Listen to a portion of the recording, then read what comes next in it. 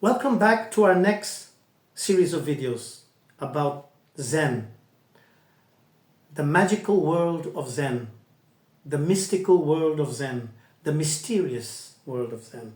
What am I talking about? In the previous videos, we talked about the death zone, the unholy land, where we have had killings and massacres over the last thousands of years. Now I will try to explain why the Orient, which is basically from India eastwards, because for Indian people, Oriental people, the Middle East is the West. In fact, the Chinese, their great works were going to the West, which was India.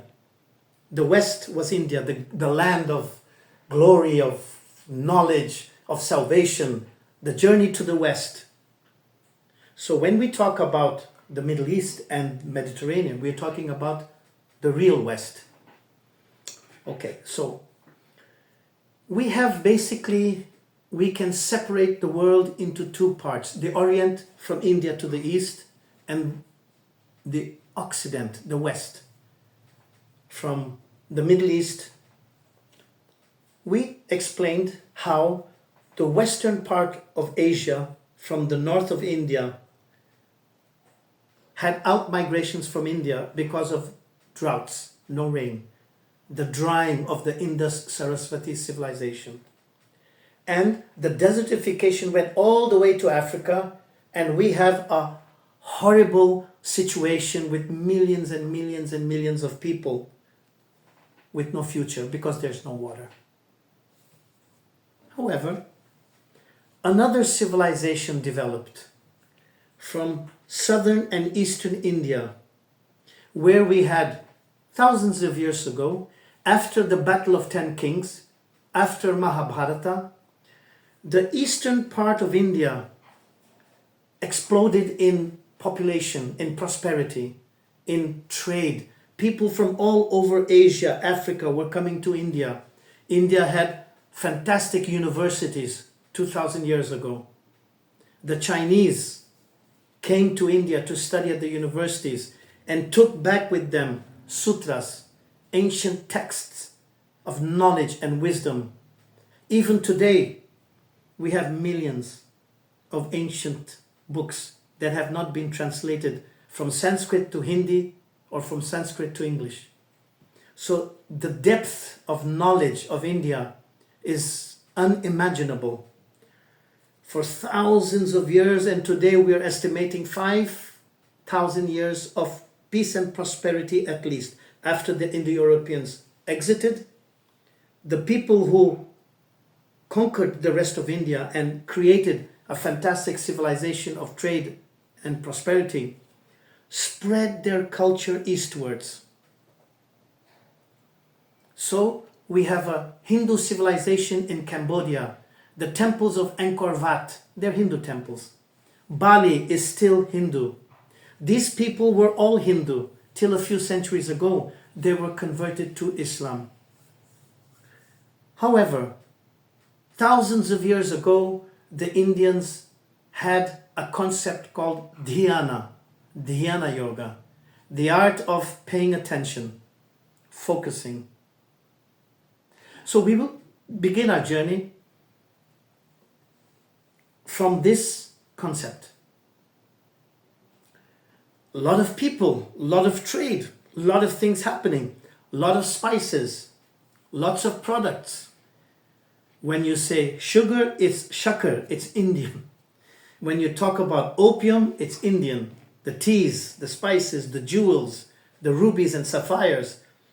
There was a lot of business. So these people were very busy. They suffered from busyness, like people are suffering today. Too many things to do, too many obligations, too many meetings.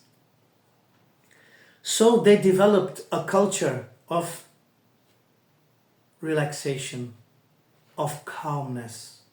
And dhyana yoga was one of the most important aspects of this.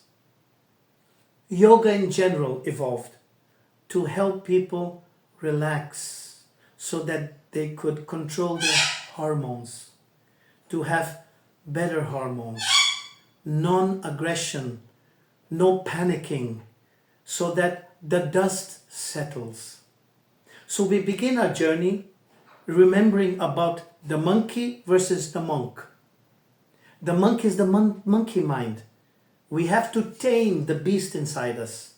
So in the concept of Dhyana Yoga and then Zen as it migrated to China, we have the concept of the little Krishna on top of the bull. But you can only sit peacefully on the bull and play the flute if the bull is calm. So the concept was calming your mind. The bull, the beast inside us, has to calm down. The monkey is always distracted. Get rid of the monkey. Exchange him for an enlightened mind. The brain hosts the mind, not the monkeys. However, we have to free ourselves of the ego, because the ego is I want this, I think this, in my opinion. So we get rid of assumptions, presumptions. We learn to observe. We learn to let the dust settle. We learn to see through the fog as the fog dissipates. We learn to be patient, to understand things as time goes by. You don't get it in a second. You have to be patient. And finally, when you get it, it's because you spent hours and years of patient observation. And here is where we have the concept of the third eye. It's seeing with your heart and seeing with your mind, not just seeing with your eyes. Your eyes can be fooled. So when you learn to observe, you develop a special kind of vision, the capacity to see through lies and deceptions, to see through people trying to fool you, to trick you, to see through entrapments, to see through dangers. And so we develop the concept of peace. War just causes more war, more hate, more destruction. If you accept to help other people and earn less and let other people make more, they owe you favors. They realize that you are a good partner. So in this culture of Dhyana Yoga, the Indians developed this concept of lending money. The first banking guilds, organizations were in India. They helped everybody come to India to borrow money, to do trade, take the products, make money, and if you want to make more money, come back and share your prosperity with us. So all the people around the Indian Ocean were part of this trading organization. And the concept today of BRICS Plus is going back to this era where India, Southeast Asia, China had a wonderful, wonderful civilization of trading and included the Africans in this business. And we're going back to that. So after Dhyana Yoga began to dissipate in India and the Indian people, especially the merchant classes, the merchants were very, very influenced by Buddhism, because for you to make money, for you to be a successful trader, you need peace. And Buddhism is the language of peace. The traders took this concept of Buddhism from India to Sri Lanka to Thailand, all over the Orient. In China, they had a civilization of Taoism, where you live in harmony with nature. And they accepted Dhyana Yoga with open arms, and it became Cha'ana, and after Cha'an. And then the Japanese came to China, learned with the Chinese, and took it to Japan as Zenana, Zen. So just like Dios Pitta became Zeus, Theos, Dios, Dhyana Yoga became Cha'ana, Zenana, and Zen. We have to appreciate These are wealth, the wealth of India, which has spread prosperity. There is another concept in the West, it's called TM, transcendental meditation. What is this? In the eastern part of India, they developed this concept of meditation. Mindfulness. Control distractions. Slow things down. Think it through. Stop thinking. Let your mind access the cosmic source. Let your mind connect to the global Wi-Fi and get inspired. Get eureka moments. So the meditation became, according to the Westerners, transcendental, but to the Easterners, the whole idea was to transcend your day-to-day routines, your busyness. To transcend is very important. It's not a kind of magical TM, like yoga, twisting your body and having the perfect body.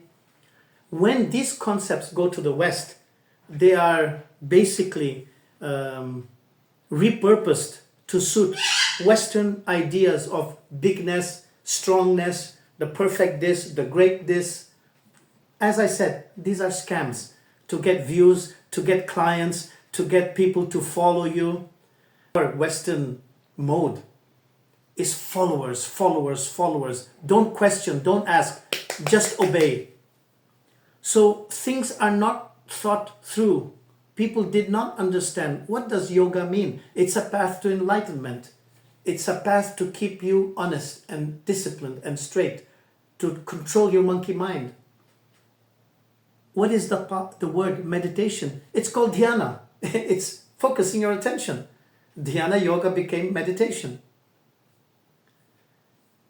So, mindfulness is about clearing your mind, getting rid of useless conversation, which we call transactional. I'm good, you're bad, this is good, this is bad, in my opinion. Get rid of trash talking and start letting ideas, letting the world, letting life communicate with you. With time, you develop a superpower called awareness. Because if you're looking or serving Her Majesty the Ego, myself, my great ideas, you're not looking around. You're not observing life, the world, others, other civilizations, what's going on. So you have very little awareness. And this is one of the principal problems in Western society. There is very little awareness. The others don't exist. It's all about me. People don't understand that whatever sequence you follow, there will be a consequence. So be careful of what you do. It's going to come back to you. So with awareness, you begin to understand there are multiple civilizations, multiple peoples. In fact, if on our planet we have so much diversity, variety, in the universe we will have diversity and variety. We'll have lots of planets where we will have life, advanced technology, and we will have travelers, time travelers, galactic travelers coming and going. So we should open our mind. And this is the concept of mindfulness. Instead of living in a bubble and it's just me and my people and my religion and my God, and we begin to observe the greatness of what is out there, the infinite. So when you develop awareness, you start having a presence. I'm here, you can count on me, we can talk. I'm listening to you. You exist. Please listen to me. And then after you develop presence, you develop mindfulness. You remember things. Oh, I have to lock the door before I leave. I have to switch off the light before I leave the room. I have to be grateful to the people who are being nice to me. And I have to be careful of the people who are not so nice to me. You develop a mind that is with you all the time. We talked about Mr. Magoo and dementia. And in the West, the people think, oh, you grow old and you become stupid and you forget things. It has nothing to do with age. I'm 68 years old. And my mind is more alert and more awake than it ever was. So mindfulness redeems you, rejuvenates you, saves you from dementia. Dementia is I, me, mine. The others don't exist. Nothing exists. Just consumption for my pleasures. So you begin to live in a bubble, and the bubble starts shrinking.